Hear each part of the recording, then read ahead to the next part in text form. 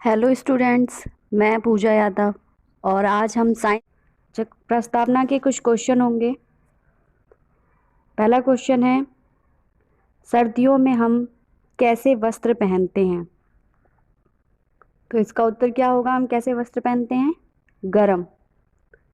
अगला क्वेश्चन है हमारा, गरम वस्त्र कैसे बनते हैं? तो गरम वस्त्र ऊन तथा रेशम से बनते हैं। अगला क्वेश्चन है हमारा, ऊन तथा रेशम किससे प्राप्त होते हैं? ऊन तथा रेशम भेड़, बकरी तथा ऊंट से प्राप्त होते हैं। अच्छा, ऐसे रेशों को क्या कहते हैं? तो जो जंतु से रेशे प्राप्त होते हैं उन्हें हम जांतव रेशे कहते हैं। सबसे पहले है ऊन। ऊन भेड़ के बाल से प्राप्त की जा जो विश्व के सभी शीतोष्ण क्षेत्रों में पाई जाती हैं। अच्छा, भेड़ में भी मेरिनो भेड़ ये सबसे श्रेष्ठ गुणवत्ता तथा अधिक मात्रा में ऊन प्रदान करने वाली भेड़ है। मेरिनो भेड़ एक बार में लगभग 13.5 किलोग्राम ऊन प्रदान करती है। सभी भेड़ों की तुलना में मेमने से सबसे अच्छे बाल प्राप्त होते हैं। अर्थात जो भेड़ का बच्चा होता है जिसे हम मेमना कहते हैं, वो उससे हमें अच्छी क्वालिटी के बाल प्राप्त होते हैं। अच्छा, कुछ ऊन हमें बकरी तथा ऊंट से भी प्राप्त होती है। बकरियों से हमें अंगोरा, मोहरे तथा कश्मीरी ऊन प्राप्त होती है। उसके बाद हम पढ़ेंगे कि ऊन से वस्त्र कैसे बनाए जाते हैं। तो सबसे पहले क्या होता है? कटाई होती है उनकी। भेड़ के बालों को त्वचा की परत के साथ शरीर से उतार लिया जाता है, मतलब उसको हल्की परत के साथ ही उतार लिया जाता है जिससे सारे बाल इधर उधर ना फैलें। तो ये बाल भेड़ से उतारने की प्रक्रिया ऊन की कटाई कहलाती है। सामान्यतः एक भेड़ के बाल एक वर्ष में एक ही बार उतारे जाते हैं। पहले बालों को हाथों से उतारा जाता था, परंतु अब इस कार्य के लिए विद्युत मशीनों का प्रयोग किया जाता है। विद्युत मशीनों की सहायता से एक दिन में लगभग 200 भेड़ों के बाल उतारे जा सकते हैं। उसके बाद नंबर 2 आता है, कटाई करने के बाद नंबर 2 आता है श्रेणीकरण। श्रेणीकरण में हम रेशों को उनकी लंबाई, गुणवत्ता, मजबूती के आधार पर अलग अलग वर्ग में रख लेते हैं। उसके बाद तीसरा चरण है हमारा धुलाई। श्रेणीकरण करने के बाद हम बालों को चिकनाई, धूल और गंध हटाने के लिए उसको धोया जाता है। उसके बाद है चौथा चरण रंगाई। ऊन को विभिन्न रंगों में रंग लिया जाता है और उसमें कुछ तेल आदि भी लगाया जाता है जिससे उसका लचीलापन बन। नंबर 5 है हमारा धागा बनाना। जब हम रेशों को रंग लेते हैं उसके बाद उन्हें सीधा करके सुलझा लेते हैं और सुलझा कर रील पर लपेट कर उसका एक धागा बनाया जाता है।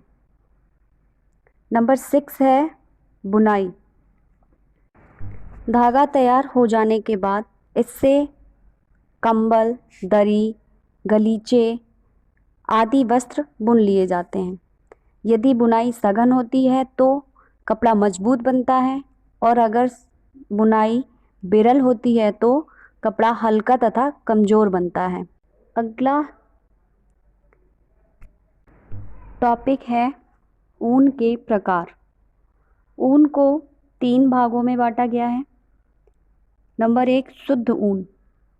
शुद्ध ऊन वह होती है जो पहले कभी उपयोग में ना लाई हो, मतलब जिसको नए रेशों से तैयार किया जाता है, वो शुद्ध ऊन कहलाती है। दूसरा है हमारा पुनः संसाधित ऊन।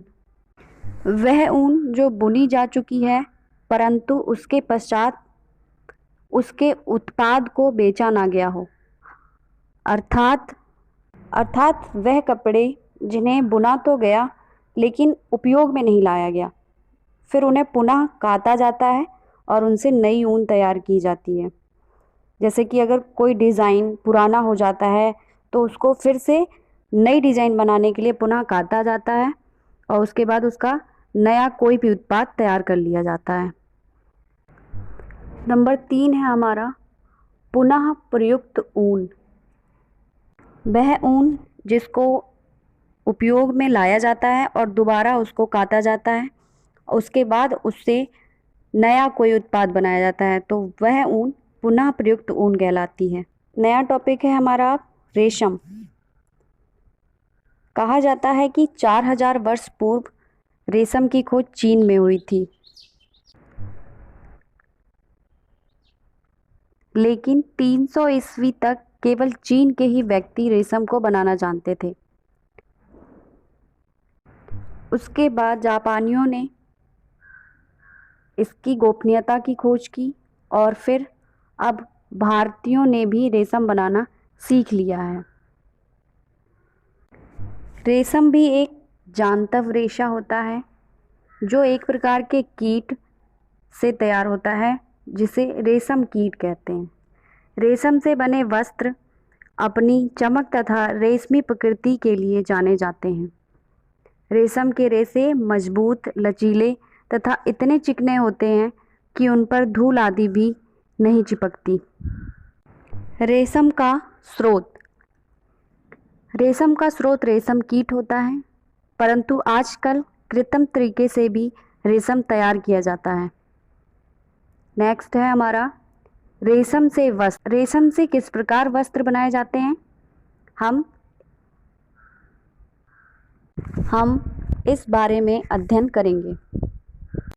रेशम कीट द्वारा बुने हुए कोकून को धूप में रखकर अथवा जल में उबालकर रेशम कीट को मार दिया जाता है। फिर रेशम के रेशों को कोकून में से निकाला जाता है। यह प्रक्रिया रेशम की रीलिंग कहलाती है। फिर 6 धागों के सिरों को लेकर सावधानीपूर्वक एक धागे के रूप में रील पर लपेटा जाता है। इसे कच्चा रेशम कहते हैं। अब इस रेशम को धोया तथा सुखाया जाता है। फिर इसे साबुन में उबालकर इसकी प्राकृतिक गोंद को हटाया जाता है। इसके पश्चात इसे रंग में रंग कर इसके द्वारा वस्त्र बनाए जाते हैं। सैटिन तथा शिफॉन रेशम की 2 मुख्य किस्में। इसके बाद आपको इसके क्वेश्चन आंसर की PDF प्रोवाइड की जाएगी, जिसे आप अपनी कॉपी में नोट करेंगे। धन्यवाद।